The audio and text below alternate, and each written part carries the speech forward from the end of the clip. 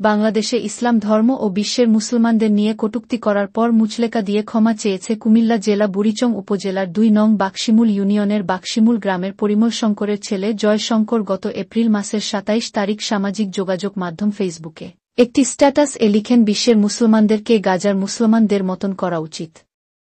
সেই post viral হওয়ার পর জনসাধারণের প্রতিক্রিয়ার মুখে অভিযুক্ত ব্যক্তি কালিকাপুর বাজার ২ নং বাকশিমুল ইউনিয়ন পরিষদ হল রুমে উপস্থিত সকলের কাছে ক্ষমা প্রার্থনা করে। সামাজিক মাধ্যমে মুসলমান ও ইসলাম ধর্ম নিয়ে আপত্তিকর মন্তব্য করার পর ব্যাপক সমালোচনার মুখে পড়েন। পরবর্তীতে তারা মুচলেকা দিয়ে ভিডিও বার্তার মাধ্যমে ক্ষমা চান। আমার নাম জয়চন্দ্র নন্দ, আমার বাবার নাম পরিমলচন্দ্র নন্দ। আমার গ্রাম বাকশিমুল, আমার ইউনিয়ন বাকশিমুল, আমার থানা বুড়িচং, জেলা কুমিল্লা।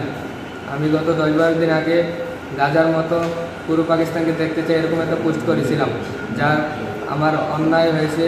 আমি সকলের কাছে ক্ষমা প্রার্থী। আমি এরকম কাজ কখনো করব না। আমি এরকম কাজ আর কখনো করব না। কাছে ক্ষমা প্রার্থী, পুরো বিশ্ববাসীর কাছে ক্ষমা প্রার্থী, সকল বিশ্ববাসীর কাছে ক্ষমা প্রার্থী, মুসলমান ভাইদের কাছে ক্ষমা প্রার্থী। আমি এরকম কাজ আর কখনো করব না।